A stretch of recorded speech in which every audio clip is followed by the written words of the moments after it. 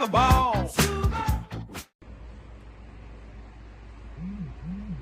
Halo semuanya, perkenalkan nama saya Rin Astuti dengan NIM 2515 040084 dari PIC. Pada kesempatan kali ini, saya akan membahas sebuah topik yang menarik dan sangat relevan dengan kehidupan banyak orang, yaitu krisis paruh baya atau disebut midlife crisis. Topik ini saya pilih karena fenomena ini sering terjadi di sekitar kita.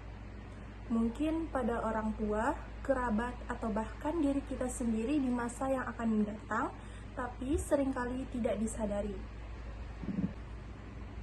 Dalam video kali ini, saya akan membahas secara menyeluruh tentang apa itu krisis paruh baya, tanda-tandanya, penyebabnya, dan dampaknya terhadap kehidupan seseorang, serta bagaimana cara menghadapi dan mengelolanya dengan bijak.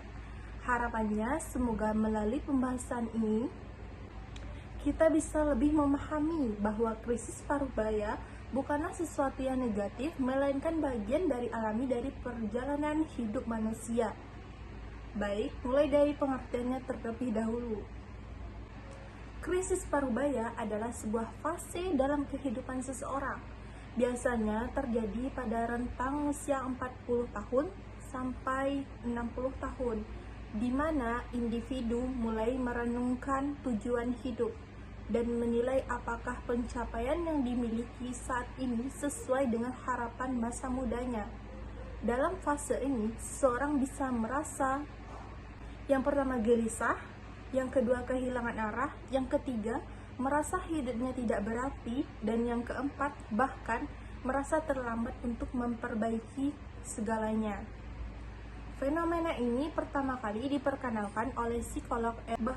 Midlife crisis merupakan reaksi emosional terhadap kesadaran akan penuaan, keterbatasan waktu hidup manusia. Sederhananya, ketika seseorang mulai sadar bahwa hidup tidak akan berlangsung selamanya, maka muncullah keinginan untuk meninjau ulang perjalanan hidupnya. Ini adalah momen refleksi antara masa lalu yang sudah terlewati dan masa depan yang terasa semakin dekat. Misalnya, ada seseorang bernama Pak Budi berusia 45 tahun. Sejak muda, Pak Budi bercita-cita menjadi musisi, namun karena tuntunan ekonomi, ia memilih bekerja kantoran. Kini setelah 20 tahun bekerja, kehidupan stabil, punya keluarga, rumah, dan pekerjaan yang tetap, tapi entah kenapa, akhir-akhir ini ia merasa jenuh dan kehilangan semangat. Ia mulai bertanya dalam hati, apakah ini yang saya mau untuk sisa hidup saya? Ia merasa seperti terjebak dalam rutinitas dan mulai membandingkan dirinya dengan teman-teman yang tampak lebih bahagia. Nah, inilah salah satu gambaran nyata dari krisis paruh baya ketika seseorang mulai mempertanyakan makna, arah, dan kebahagiaan dalam hidupnya. Setiap orang bisa mengalami tanda-tanda krisis paruh baya dengan cara yang berbeda. Tapi secara umum ada beberapa ciri yang sering muncul. Yang pertama, perasaan tidak puas terhadap hidup saat ini. Meskipun secara materi sudah cukup, seseorang bisa merasa kosong atau tidak bahagia. Yang kedua, sering membandingkan diri dengan orang lain, melihat teman sebaya yang dianggap lebih mapan dan dianggap lebih sukses, lalu ia merasa tertinggal. Yang ketiga, munculnya keinginan untuk melakukan perubahan besar seperti menggunakan pekerjaan, pindah rumah, membeli barang mahal, atau mencari petualangan yang baru. Yang keempat, kecemasan terhadap usia dan masa depan, mulai takut akan penuaan, kehilangan daya tarik, atau merasa tidak berguna lagi.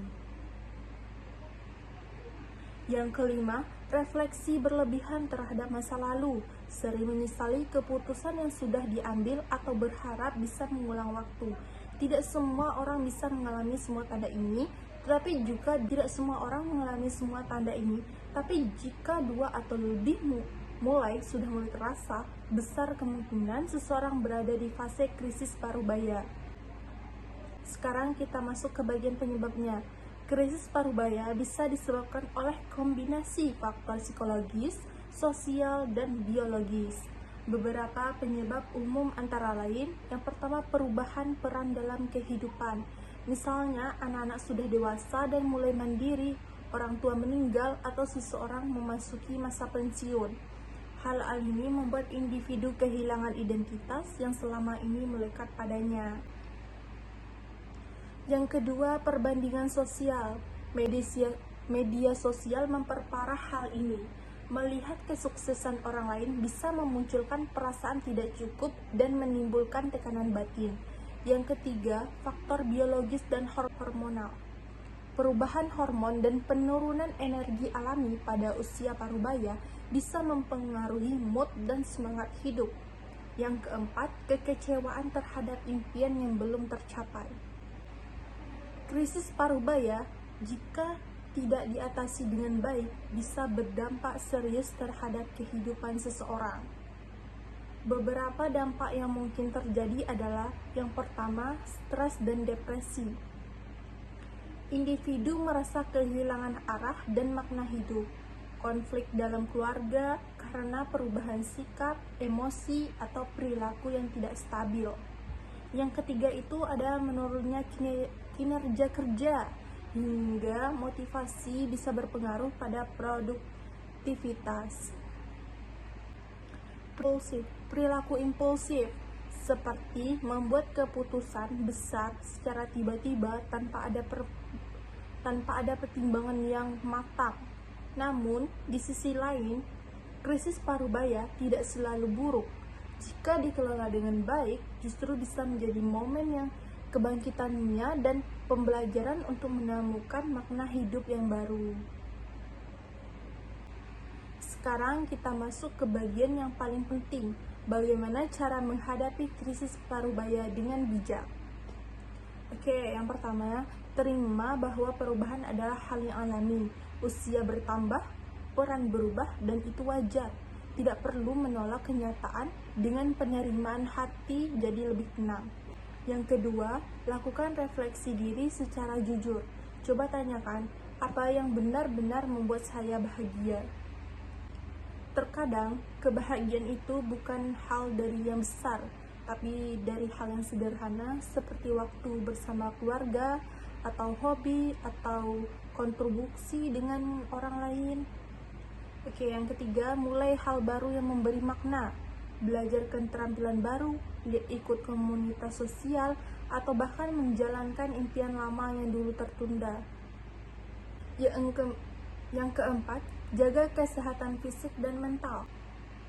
Olahraga, tidur cukup, dan makan teratur sangat membantu menjaga kestabilan emosi. Jangan ragu untuk berbagi cerita. Ya, ceritakan perasaanmu pada orang yang terdekat atau yang lebih profesional. Banyak orang yang mengalami serupa, dan dukungan sosial bisa membantu kita melewati fase ini dengan lebih mudah. Pada dasarnya, krisis parubaya bisa menjadi titik balik. Banyak orang yang justru menemukan jati dirinya di fase ini. Mereka mulai hidup lebih sederhana, lebih fokus pada hal-hal yang benar-benar penting, dan lebih sadar akan nilai kehidupan.